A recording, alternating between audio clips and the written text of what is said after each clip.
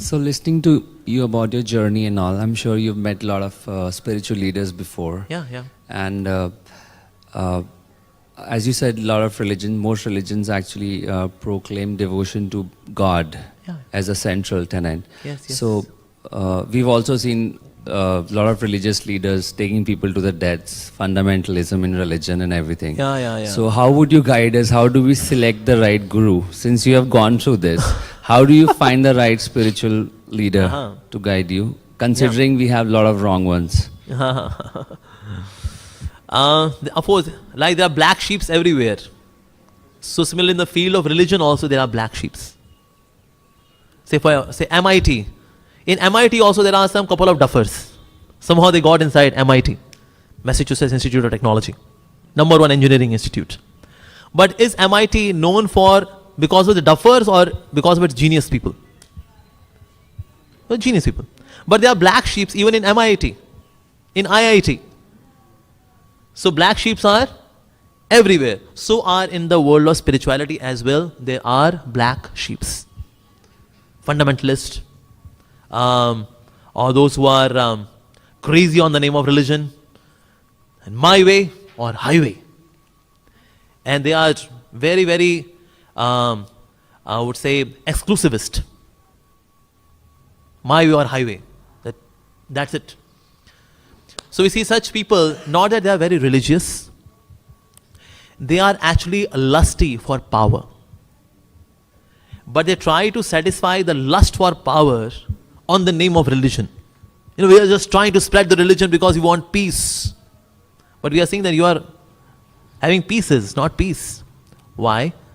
Because it is actually driven by lust for power. Like that. One of our spiritual leaders, his name is Radhana Swami.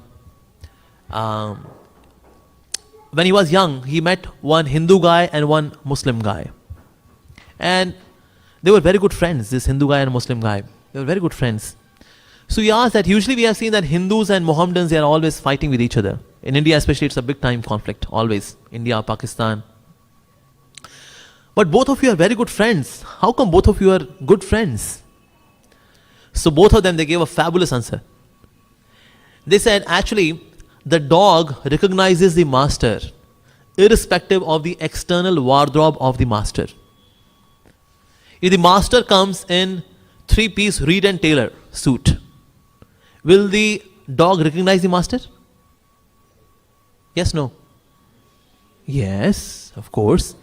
If the master comes in swimsuit, will the dog recognize the master? Of course, yes. In case he comes in a t-shirt and shorts, will the dog recognize the master? Yes, of course. In case the master comes without clothes, will the dog recognize the master? Of course, yes. Because the dog recognizes the master irrespective of the external uniform of the master. Similarly, when one same God is being worshipped by various different rituals in different geographical locations by different names, but that one same God, and we are not able to recognize that one same God, then we have to learn so much from the dog. Because even a dog recognizes the master irrespective of the external uniform of the master. So similarly, God is there. Just like sun. Can I say, well, that's a Hindu sun, that which is shining above India? That's a Hindu sun. And somebody who is in USA may say, oh, that's a Christian sun, That's a Christian sun. Somebody who is in Pakistan, Afghanistan may say, that's a Muslim sun. And the one who is in China, well, that's an atheistic sun. Make sense? Doesn't make sense. Can sun be Hindu? Can sun be Christian? Can sun be Muslim? No. But sun gives its sunlight to everyone. Right? Sun is not Hindu, sun is not Christian, sun is not Muslim, it's not Jain, it's not Jew. But sun gives its graceful sunshine to everyone. Similarly, one God, He is giving His grace to everyone. Just like sun has got various names.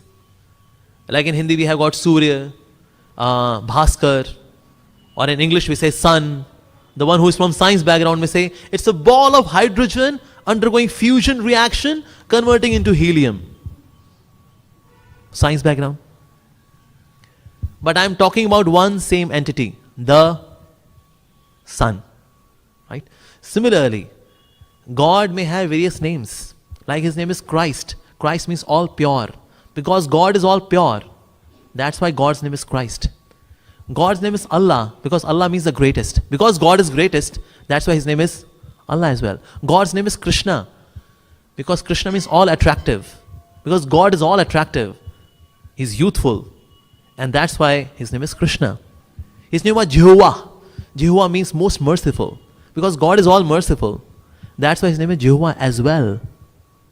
Even a human being has got sometimes various names. My name may be Vicky. In my friend circle, officially Vikram. And maybe among my absolutely very close to my heart friends, they may call me a rotten guava. But rotten guava, Vicky and Vikram are different names of a same person, right? So even in this world, even a human being has got different names, but same entity. Similarly, God is one, but he's being worshipped by different rituals, sometimes like this, sometimes like this, sometimes like this. But God is one. God can't be Hindu, just like Sun can't be Hindu, can't be Christian, can't be Muslim, can't be Jew. So those who are fighting on the name of religion, they are to learn so much from the dog. So much from the dog, because dog recognizes the master everywhere, yeah? So that's the thing. So those who are fanatics, fundamentalist, crazy, not that they are very religious. No. They are just lusty for power. That's it. That's it. There was one Hindu guy, he entered one Islamic territory. So there was one terrorist. He said, hey, are you Hindu or are you Muslim? He said, well, I am a Muslim. He said, really? Are you Muslim? Narrate one verse from the Quran. And he narrated one verse from the Gita. He said, Sarva dharman paritajya mamekam sharanam tam se papebhyo mokshaya mashacha. And okay, go. So his friend said, hey, he asked you to narrate a verse from the Quran, and you narrated a verse from the Gita, and this guy also left you. So this person said, if he would have ever read Quran properly with the right attitude, he would not have been a terrorist. So those who are fighting on the name of religion, they're not really religious people. They're some crazy people. That's it. Otherwise, like in Sanatana Dharma we say, Vasudeva Kutumbakam. It's a family of God. Like for me, all of you are like my sisters. It's my family. I'll not say, well, biologically we are not coming from same parents, so how can you be my sisters? But actually when we see that everyone is coming from God, then I see everyone as my family. So all of you are like my sisters, my brother, my mother. That's our family. You know what's the full form of family? Full form? Family. Father and mother, I love you. Yeah? Father and mother, Family. I love you. Yeah? Alright, and yes, we should be dictated by words of God. That is best. We all should be dictated by the words of God. Under His guidance. That's the thing. Like guidance is the full form of guidance is GUI, and then there is dance. That is guidance. What's the full form of GUI? Graphical user interface? No. G for God, U for you, I for I. God, you, and I dance. That's guidance. Who has ever seen salsa? Who has seen salsa? Okay, not seen salsa? Yeah? I have seen.